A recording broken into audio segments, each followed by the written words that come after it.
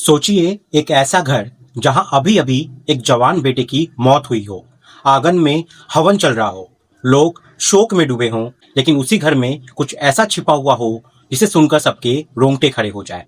एक ऐसी सच्चाई जो रोने की आवाजों के पीछे दबाई जा रही हो, और जब वो सच सामने आए तो पूरा गांव सुन रह जाए। ये कहानी है प्यार, धोखे और एक खौफनाक साजिश की, जहां एक पत्नी ने अपने ही पति की मौत का ऐसा खेल रचा जिसे पहले सबने आत्महत्या समझ लिया, लेकिन सच्चाई कुछ और ही थी। उत्तर प्रदेश के आगरा जिले के एक छोटे से गांव लोधई की ये घटना है। 10 फरवरी 2026 की सुबह करीब 6:30 बजे गांव के एक बुजुर्ग सुरेश चंद्र तोमार की फोन की घंटी बजती है। फोन उनकी बहू गौरी का था, लेकिन उस फोन में शब्द कम थे और सिसकियां ज्यादा। जैसे ही उन्होंने पूछा, क्या हुआ बहू, तो उधर से टूटी हुई आवाज में आवाज आती है, वो अब इस दुनिया में नहीं रहे। इतना सुनते ही सुरेश चंद्र समझ गए कि बात उनके इकलौते बेटे लवकेश की हो रही है। 24 साल का जवान बेटा, घर की उम्मीद और एक अचानक उसकी मौत की खबर। गौरी ने बताया कि लवकेश ने खुद अपनी जान ले ली। ये सुनते ही पिता के पैरों तले जमीन खिसक गई। उन्होंने तुरंत गांव में फोन कर लोगों को घर भेजा और खुद भी दौड़ पड़े। जब वे घर पहुंचे तो जो दृश्य सामने था उसे देखकर उनका दिल चीर गया। उनका बेटा पंखों से साड़ी के सहारे लटका हुआ था। अब घर में चीख पुकार मच गई। रिश्तेदार, पड़ोसी सब जुटने लगे और हर कोई यही कह रहा था कि ऐसा कैसे हो सकता है। लवकेश की शादी 2021 में हुई थी। पत्नी का नाम गौरी और 3 साल का एक बेटा वंशु था। छोटा सा परिवार जिसमें खुशियां भी थी और छोटे मोटे झगड़े भी, लेकिन ऐसा कुछ भी नहीं था जिससे लोगों को ये मामला इतना बड़ा हो जाएगा ये लगे। गौरी बार बार यही कह रही थी कि मुझे नहीं पता मेरी कौन सी बात इन्हें इतनी बुरी लग गई। गौरी की इन बातों को सुनकर सभी को यही लग रहा था कि शायद पति पत्नी के झगड़े ने ये दुखद मोड़ ले लिया। गांव के लोगों ने बिना ज्यादा सवाल किए अंतिम संस्कार कर दिया। पुलिस को खबर तक नहीं दी गई। सबने यही मान लिया कि ये आत्महत्या का मामला है, लेकिन कहानी यहीं खत्म नहीं हुई। असली कहानी तो अगले दिन शुरू होती है। 11 फरवरी को घर में शांति के लिए हवन यज्ञ रखा गया था। रिश्तेदार और गांव की महिलाएं इकट्ठा थी। सब यहाँ पे शोक में डूबे हुए थे, लेकिन इसी बीच कुछ महिलाओं की नजर बार बार गौरी पर जा रही थी। गौरी यहाँ पे रो तो रही थी, लेकिन उसका व्यवहार कुछ अलग था। उसका 3 साल का बच्चा बार बार उसके पास आता, रोता, लेकिन वो उसे कभी चुप कराती तो कभी झुझला कर उसे दूर कर देती। फिर बीच बीच में अगर किसी सामान की जरूरत होती तो वे तुरंत उठकर सही चीज लेकर आ भी जाती। अब यही बात महिलाओं को यहाँ पे खटकने लगी।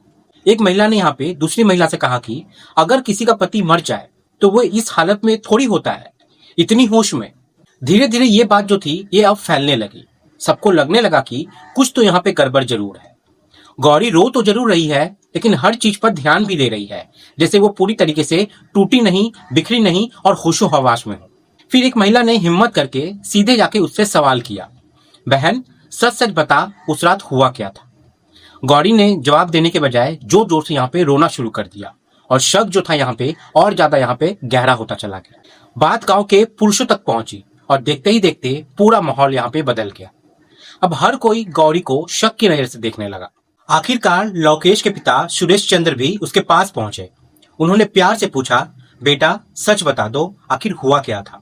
लेकिन गौरी जो थी फिर से रोने का सहारा लेने लगी। तभी एक महिला गुस्से में बोली, अगर अभी नहीं बताओगी तो पुलिस आएगी और फिर अपने तरीके से पूछेगी। अब ये बात सुनकर गौरी के चेहरे का रंग बदलने लगा।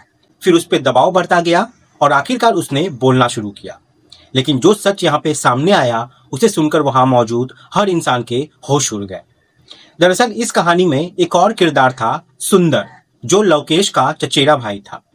घर में उसका आना जाना लगा रहता था, क्योंकि लवकेश अक्सर काम के सिलसिले में बाहर रहता था।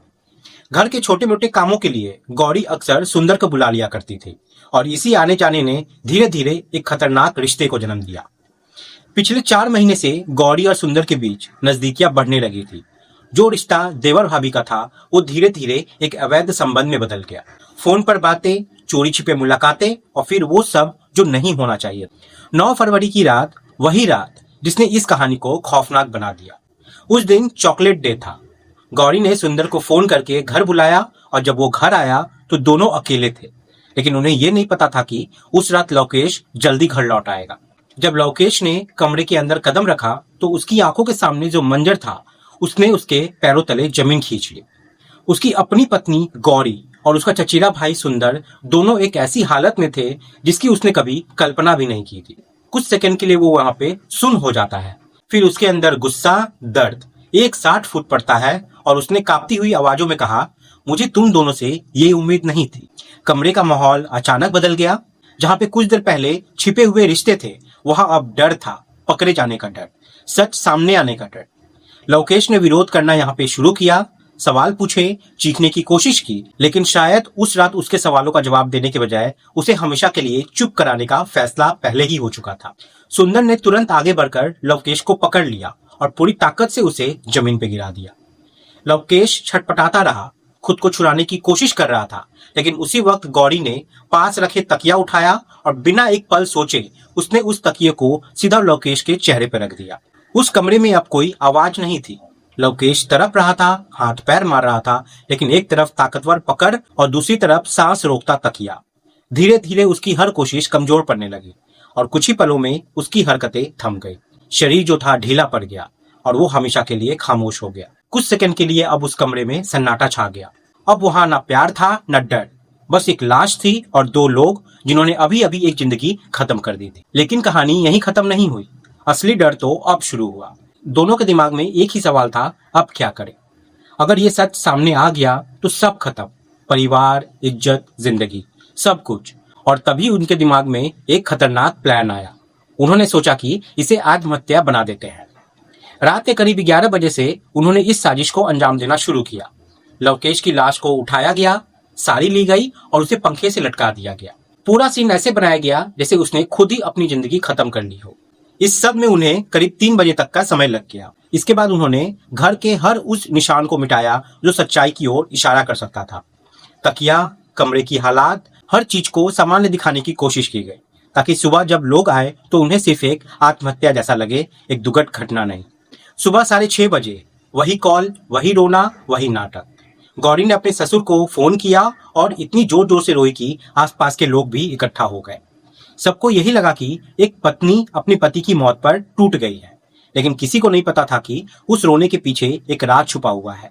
गांव वालों ने बिना ज्यादा जांच के इसे आत्महत्या मान लिया। पुलिस को बुलाने की जरूरत तक नहीं समझी और जल्दी ही अंतिम संस्कार भी कर दिया गया। यही वो सबसे बड़ी गलती थी, क्योंकि सच बिना पोस्टमार्टम के दफन हो चुका था। लेकिन वो कहते हैं ना, सच ज्यादा दिन छुपता नहीं और एक ना एक दिन सामने जरूर आता है, और यहाँ भी वही हुआ। हवन वाले दिन उठे शक ने धीरे धीरे आग पकड़ ली। जब गौरी ने सच्चाई बताई तो पूरा गांव सुन रह गया। किसी को यकीन नहीं हो रहा था कि एक पत्नी और एक देवर मिलकर ऐसा भी कर सकते हैं। मामला तुरंत पुलिस तक पहुंचा। पुलिस मौके पे आई, दोनों को हिरासत में लिया और घर से तकिया और वो साड़ी भी बरामद कर ली गई जिससे लवकेश को लटकाया गया था। हालांकि एक बड़ी कमी थी, पोस्टमार्टम यहाँ पे नहीं हुआ था, यानी सबसे अहम सबूत पहले ही खत्म हो चुका था। अब केस पूरी तरह उन बयानों और परिस्थितियों पर टिका था जो पुलिस जुटाएगी। यहाँ सबसे ज्यादा दर्द उस 3 साल के मासूम वंशु का था जिसने अपने पिता को खो दिया और अब उसकी माँ भी उससे दूर हो चुकी है। जब गौरी और सुंदर को पुलिस ले जा रहे थे तो दोनों ने अपना जुर्म कबूल किया और अफसोस भी जताया। गौरी ने कहा कि मुझे इस घर से कभी कोई तकलीफ नहीं हुई, न पति से न ससुराल से, फिर भी मैंने जो किया उसकी सजा मुझे मिलनी चाहिए। लेकिन यहाँ सवाल यह है कि अगर कोई तकलीफ नहीं थी तो फिर ये कत्ल क्यों? क्या ये सिर्फ एक अवैध रिश्ते की अंधी दीवानगी में, या फिर एक ऐसा फैसला जिसने 3 जिंदगियों को बर्बाद कर दिया?